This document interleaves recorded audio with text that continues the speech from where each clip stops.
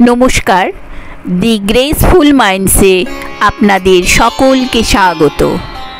বিশ্বকবি রবীন্দ্রনাথ ঠাকুরের ১৬৩তম জন্মদিনে গ্রেসফুল মাইন্ডসের শ্রদ্ধার্ঘ্য গঙ্গাজলে গঙ্গা পূজা করার মতো বিশ্বকবিরই লিখিত একটি খসড়া শেষ পুরস্কার।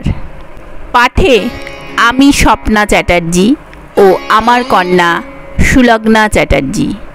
শুরু করছি আমাদের আজকের পরিবেশন শেষ পুরস্কার। সেদিন আইএ এবং ম্যাট্রিক ক্লাসের পুরস্কার বিতরণের উৎসব। বিমলা বলে এক ছাত্রী ছিল, সুন্দরী বলে তার খ্যাতি, তারই হাতে পুরস্কারের ভার। চারদিকে তার ভিড় জমেছে, আর তার মনে অহংকার জমে উঠেছে খুব প্রচুর পরিমাণে। একটি মুখচোরা ভালো মানুষ ছেলে কোণে দাঁড়িয়েছিল। সাহস করে একটু কাছে এলো যেই দেখা গেল তার পায়ে হয়েছে ঘা, ময়লা কাপড়ের ব্যান্ডেজ জড়ানো। তাকে দেখে বিমলা নাক তুলে বললে, ও এখানে কেন বাপু? ওর যাওয়া উচিত হাসপাতাল। ছেলেটি মন মরা হয়ে আস্তে আস্তে চলে গেল। বাড়িতে গিয়ে তার স্কুল ঘরের কোণে বসে কাঁদছে।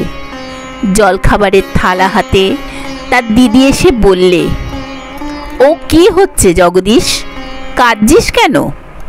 তখন তার অপমানের কথা শুনে মৃণালিনী রাগে জ্বলে উঠল। বললে, ওর বড় রূপের অহংকার।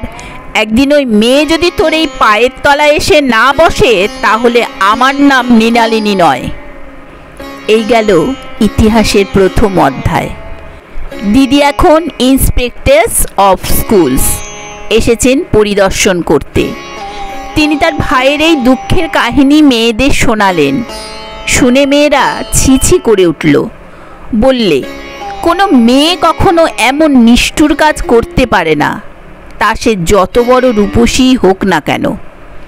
মৃণালিনী মাসি বললেন, জগতে যা সত্য হওয়া উচিত নয় তাও কখনো কখনো সত্য হয়। আজ আবার পুরস্কার বিতরণের উৎসব।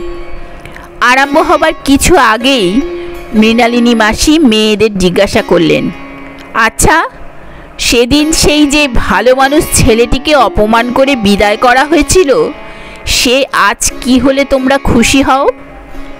কেউ বলল কবি, কেউ বললে বিপ্লবী। বাইরে থেকে নিমন্ত্রিত একটি মেয়ে বললে হাইকোর্টের জজ। ঘণ্টা বাজল, সবাই প্রস্তুত হয়ে বসল। যিনি প্রাইজ দেবেন তিনি এসে প্রবেশ করলেন। জগদীশ প্রসাদ, হাইকোর্টের জজ।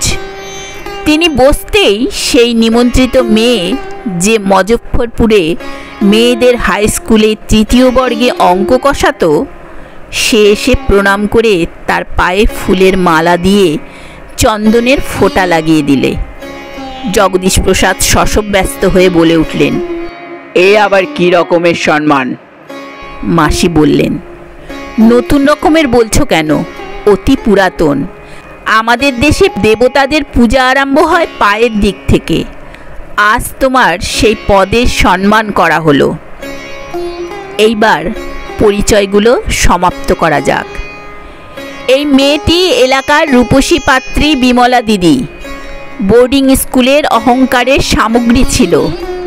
পিতার মৃত্যুর পরে আজ ক্লাস পড়াবার ভার নিয়েছে, আর এদিক ওদিক থেকে কিছু টিউশনি করে কাজ চালায়। যে পাকে একদিন সে ঘৃণা করেছিল, সেই পাকে অর্ঘ্য দেবার জন্য তার বিশেষ করে নিমন্ত্রণ হয়েছে। মৃণালিনী মাসি সেই সেদিনকার দিদি, আর সেই তার ভাই জগদীশ প্রসাদ, হাইকোর্টের জজ। এটা গল্পের মতো শোনাচ্ছে, কিন্তু কখনো কখনো গল্প সত্যি হয়। আর যে লোকটা এই ইতিহাসটা লিখেছে সে হচ্ছে অবিনাশ। সেদিন সে লম্বা লম্বা পা ফেলে বড় বড় পরীক্ষা ডিঙিয়ে চলত। সেও উপস্থিত ছিল সেই প্রথমবারকার পুরস্কারের উৎসবে। সেদিন নানা রকম খেলা হয়েছিল, হাই জাম্প, লম্বা দৌড়, রশি টানাটানি। তার মধ্যে এই অবিনাশ আবৃত্তি করেছিল রবি ঠাকুরের পঞ্চনদীর তীরে। কবিতার ছন্দের জোর যত, তার গলায় জোর ছিল তার 4 গুণ বেশি। সেই সবচেয়ে বড় পুরস্কার পেয়েছিল। আজ সে জজের অনুগ্রহে সেরেস্তাদারের সেরেস্তায় হেড কেরানির পদ পেয়েছে।